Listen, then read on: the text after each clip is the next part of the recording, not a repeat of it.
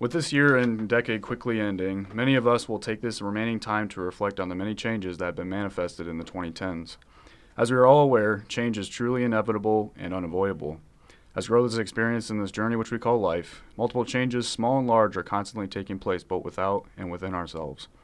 Hello everyone, my name is Austin Ventura. On behalf of the IUK HRSA organization, we would like to welcome everyone to the fourth installment of our Storytime series in the Business and Leadership podcast. Joining us on the show today is tenured IUK Professor of Economics, Dmitriy Chulkov. Today, Professor Chulkov will be providing us with a glimpse into the various changes experienced in his own life and career, as well as providing us with key advice on how we can personally adapt to change. So, thank you for joining us today. Oh, it's great to be here, and I'm certainly happy to have you here in my office. It now looks like a radio studio, very professional, and I hope the listeners excuse my accent. I'm from Russia, obviously, and that's where the accent is coming from. Well, I'm sure it won't be a problem. We're absolutely thrilled to have you on the show today. Now, as we start today, could you please provide our audience with an insight into your personal background in economics and as well as the business world in general? Yes, I'd be happy to. I've been teaching here at Kokomo for, more than 15 years now. But before that, I grew up in the Soviet Union and then in Russia, and I came to the US for graduate school. So I actually saw quite a lot of change, going back to the topic of today's podcast. So I grew up in a communist country with a very extreme socialist economy, and then in the 1990s, when I was in college, I saw a lot of change in the economy, in the nation, with one country falling, another country basically growing in its place from the Soviet Union to Russia, and the whole new economy was growing up, the market economy, and that's actually how I got interested in economics. I wanted to know why the old system collapsed and why we had to build a whole new market economy in its place. So I did my undergraduate studies in Russia, and after that I worked for some companies, including Procter & Gamble, and it was a very interesting time in Russia. So basically, I started working for Procter & Gamble when I was in my third year in college, and by the time I finished college, I was already in charge of all laundry detergents in Russia. So you could actually make a huge career at the time because there was a huge shortage of people with economic experience and experience in the business world. So yes, by the time I quit Procter & Gamble and went for graduate school, I was the finance analyst and finance manager for all laundry detergents and all toothpaste, like Crest and Tide and all of that stuff in the entire country. But I decided that I needed more education, so that's why I came to Purdue University here in Indiana, and that's where I did my graduate studies. And after that, I've been teaching here at IU Kokomo. So I have, that's where my experience is coming from. So a little bit with American companies, a little bit in Russia, and certainly a lot of academic experience here in Indiana. That's wonderful. Now, you said that the market had changed in Russia. Obviously, the way the economy had been run had changed from a very small line of products, obviously, that I would imagine were made solely in Russia to all of a sudden a free market economy like we experience here in the United States with a wide variety of brands and varieties of products that are obviously available in the supermarket, as you can see today. Now, previous to that change, were those products that were available to you all a very small line of products simply made in Russia, or were there also American-made brands that were already there beforehand? There were very few American brands, and their presence was mainly linked to international events like the Olympics that were held in Moscow in 1980. So at the Olympics, they had actually a contract with PepsiCo. So the only American drink you could get in the Soviet Union was Pepsi Cola, and that was everywhere. And then they obviously tried to take advantage of that foothold in the market, and there was a lot of advertising in the late 80s, 1990s, so they actually had the market almost to themselves. But that's one of the rare examples where you would have American products. Before that, it's really amazing that you see an economy that was completely closed and, as you said, tried to produce everything within its borders. And it just shows you the problems with trying to rely entirely on your own resources. Yes, a nation like Russia and the Soviet Union can produce a lot of products inside its borders, and the US can also produce a lot of products inside its borders, but a lot of times it doesn't make sense to produce something that you're not really good at. It's much better to specialize in what you do best and then trade with the rest of the world, and that's actually what economics teaches us. So at the time in the Soviet Union, you literally had, well, one or two types of car, one or two types of drinks, one or two types of well, pretty much any product you can think of. So there was very little consumer choice because it was a centrally planned economy. So all the products were basically produced by government companies, and they're all produced according to a plan. So there was a 5-year plan of how much each year needed to be produced, and it was all about quantity, not quality. So there were very few brand names, and even when they would have advertising in the Soviet Union, it was really strange because, for example, you would see billboards that would say, fly with Aeroflot Airlines. And that was the only airline that you could fly. So there was no other airlines at all. So yes, well, if you need to fly, that's what you will fly. Why do you need to advertise for that? So literally there was very little marketing. And yes, you could see maybe advertising for Pepsi Cola, but I think it was just out of habit because there was no other drink that you could get other than Pepsi Cola. So it was really strange. But it was all changing very quickly in the late 1980s, and by the time Soviet Union broke up in 1991, that's when you started to see a lot of advertising, and it felt like it changed overnight. So in the 80s, you literally would walk down the street, you would see not a single ad in the entire city. So no billboards, no ads in magazines, nothing at all. And then a year later, you would see ads everywhere, and it looks like pictures sometimes you see from the Far East, where you see whole buildings covered with ads and neon lights and everything, and it seemed to happen overnight. And there was a lot of demand for that because consumers were not used to it. I still remember the first time they opened McDonald's in Moscow. I'm from Moscow, which is the capital of Russia. And they opened McDonald's. At the time, it was the largest in the world in the center of Moscow. And the line just to get in was like you had to stand in line for 5 hours just to get in. And they would have maybe 3,000 or 4,000 people standing just in line for McDonald's because that was the first time people would taste American hamburgers, basically.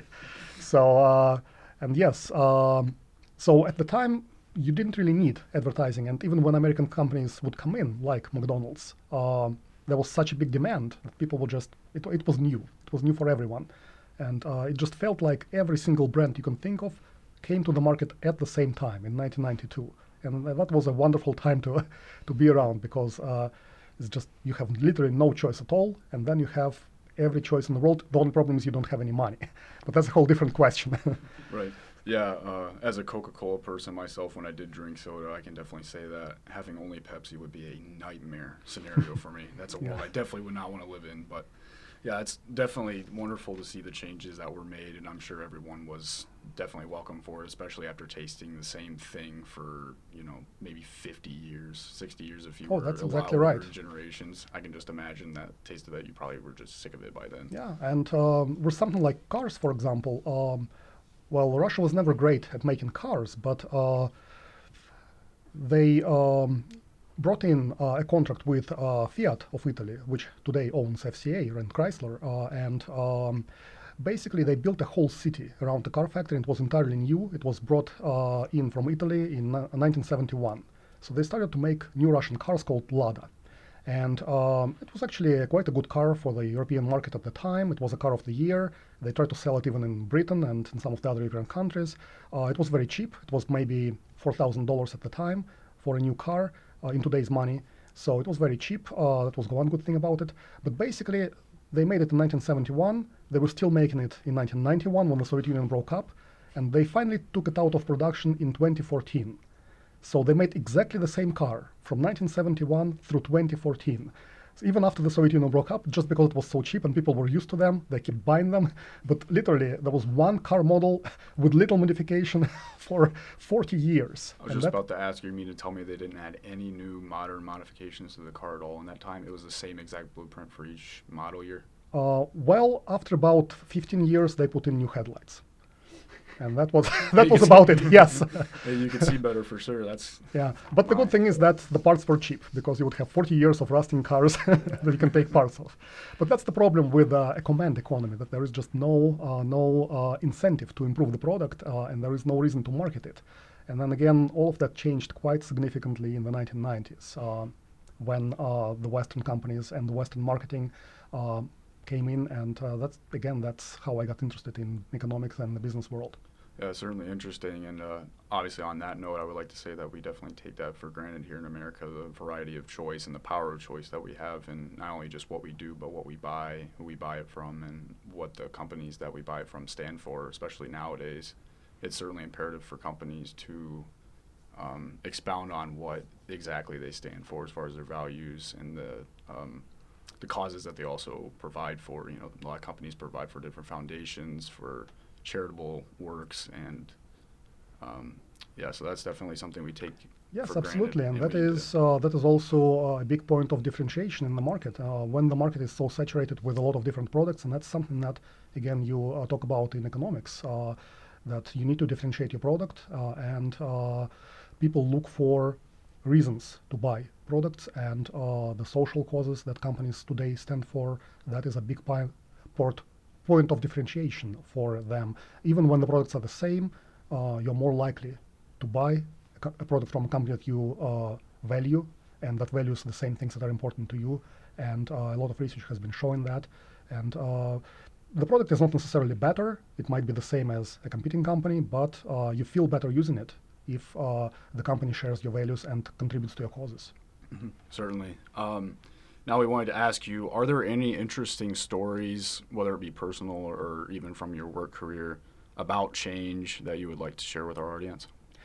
Well, as I mentioned already, I've seen a lot of change in my life, and that's actually something that, again, I think that a lot of people here in the US take for granted, that you feel that the world is the same and is going to be the same, and in a lot of other parts of the world, that's just not the case, because if you just think about what I have experienced, so in the 80s, it was an extreme communist society with no change at all, and a lot of people at the time never thought that the Soviet Union would break up. Certainly in the US, a lot of people never thought about that, and it felt like you would have a competition of two economic systems and two political systems forever.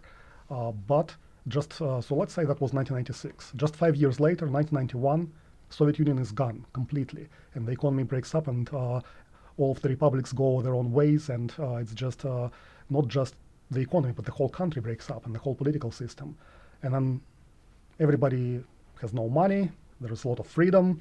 5 years later, 1996, there's been a lot of growth, everybody is very optimistic, you have at the same time a lot of political freedom in Russia, a lot of competition, and it's probably one of the freest countries in the world. And then just 5 years later, you have Putin come into power in Russia. And I know that's probably not a political topic for this podcast, but that's a huge change in the way the country there felt. So you go from a communist society to a break of the country to an extreme freedom, and then more to a state-oriented country in just a period of 5 years. And again, in the US, that's just one presidential term, right?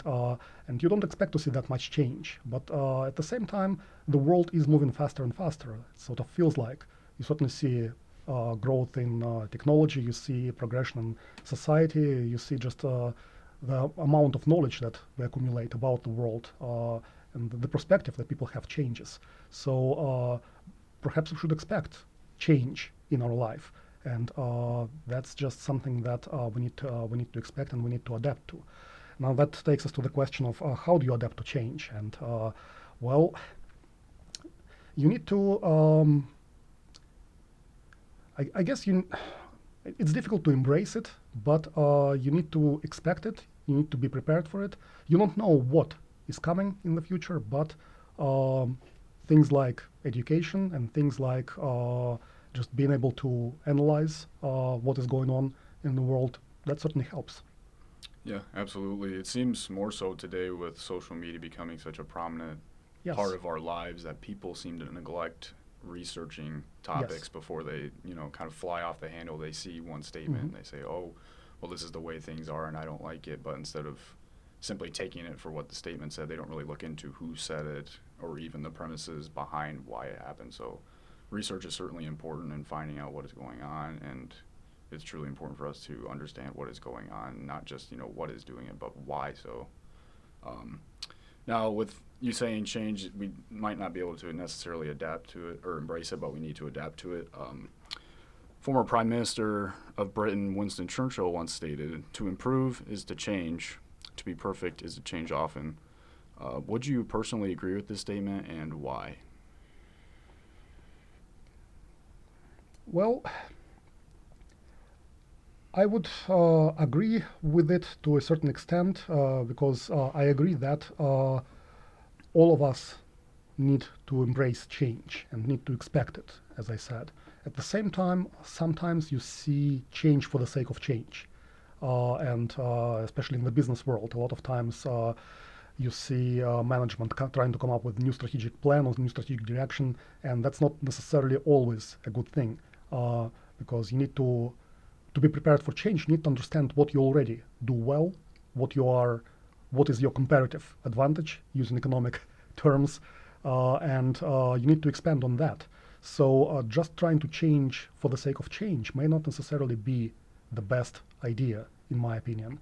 But at the same time, continuous improvement is important.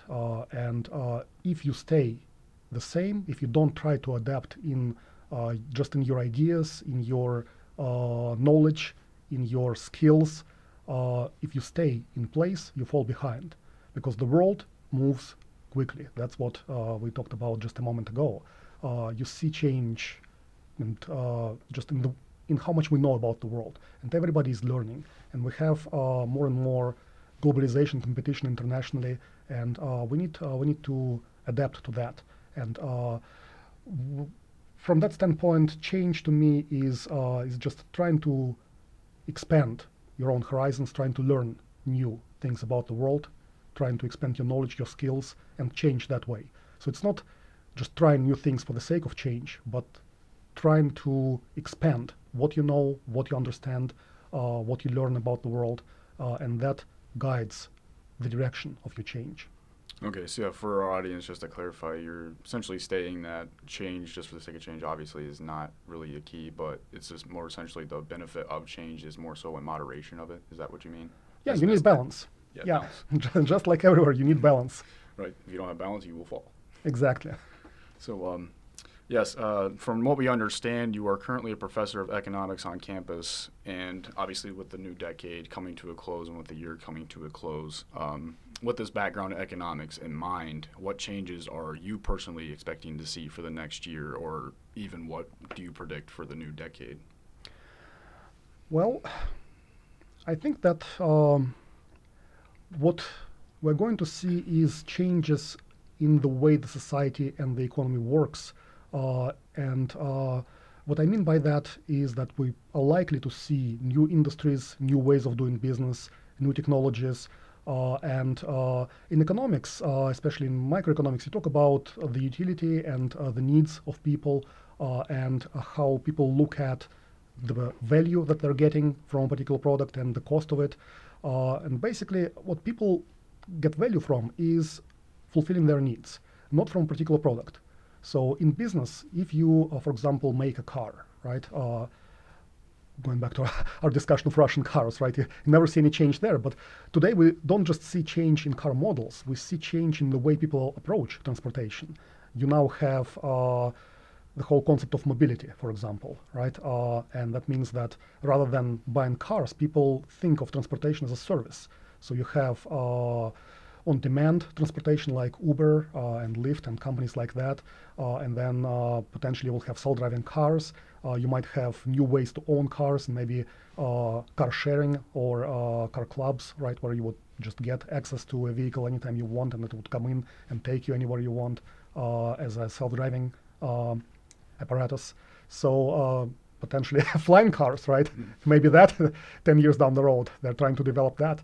So the point is that you might see a whole industry undergo change because consumers need not a product, but they need to fulfill a particular purpose, right? Getting from one place to another. So their need is not getting a car. Their need is fulfilling their transportation desires.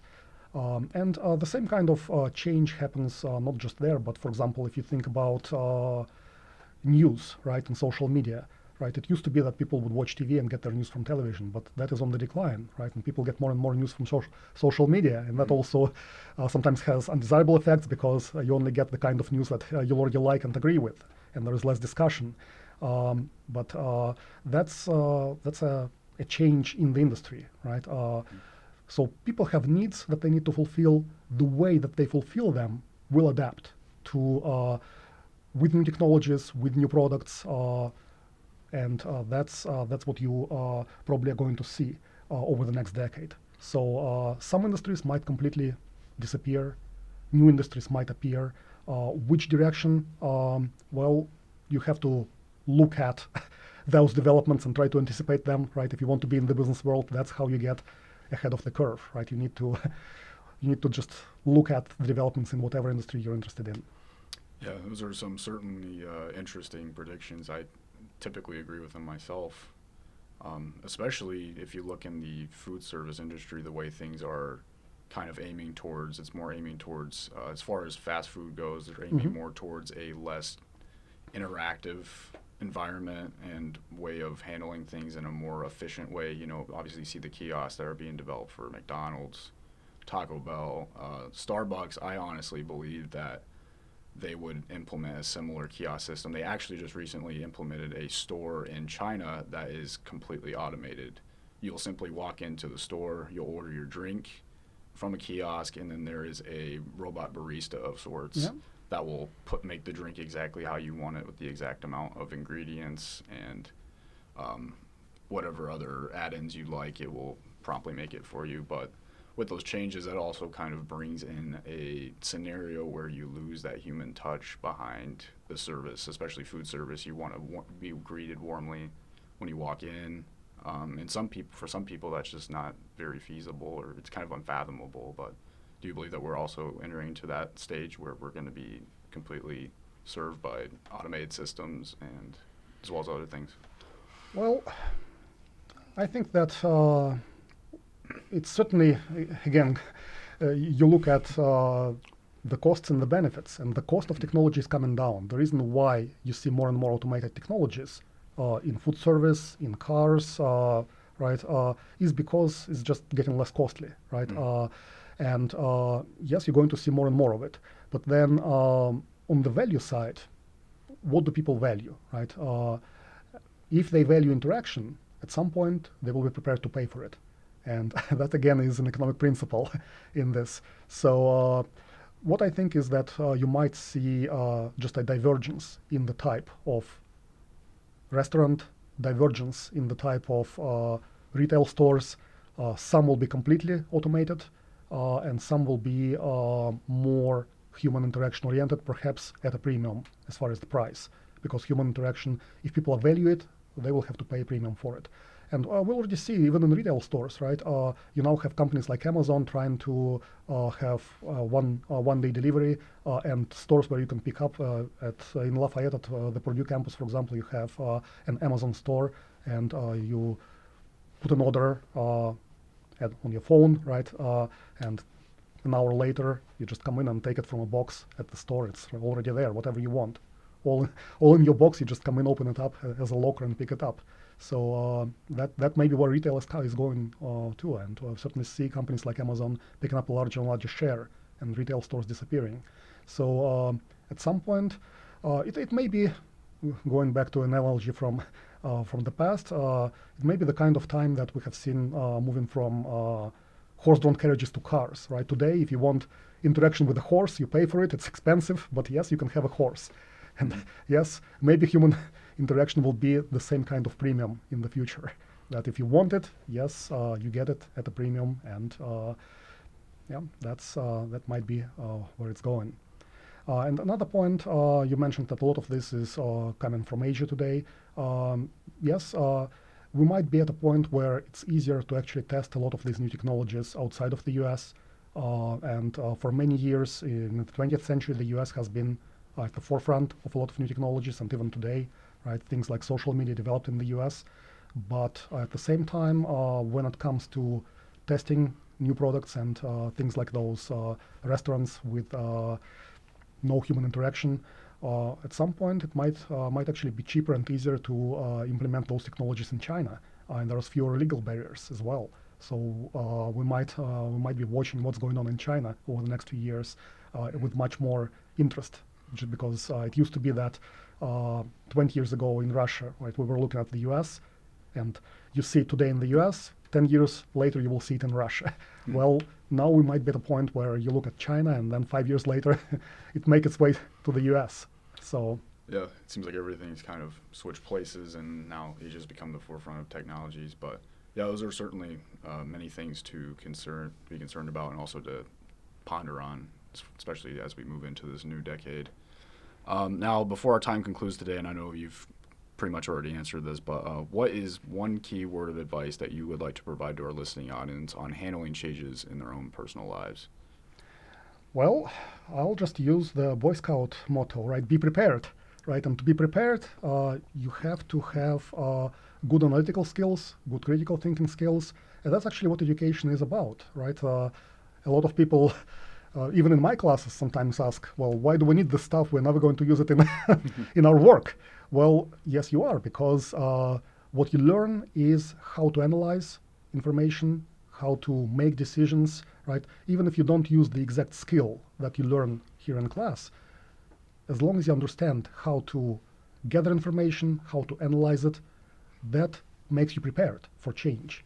Basically, it's just like college, right? You have to do your homework. If you do your homework, then you'll be prepared for the exam. The same with change in real life, right? If you do your homework, if you do your analysis, if you don't just have one source of data, if you look at multiple sources, compare them, look at trends, that's where you get information, and that prepares you for better decisions and prepares you for the change in the future. Well, everyone, you heard the man. Do your homework and you'll be prepared for life. So Exactly. Lesson 1, do your homework. Well, our time has come to an end for today's episode, unfortunately, but we would like to graciously thank Dmitry once again for spending his precious time with us on the show today. We absolutely enjoyed hearing about your personal experiences in the world of business and how we can learn to embrace changes in this fast-paced world. The members of the IUK HRSA would like to thank you all for tuning into this episode of the Leadership in Business podcast. We truly look forward to having you all join us on the next episode of Storytime, experiences and lessons from IUK's own beloved faculty.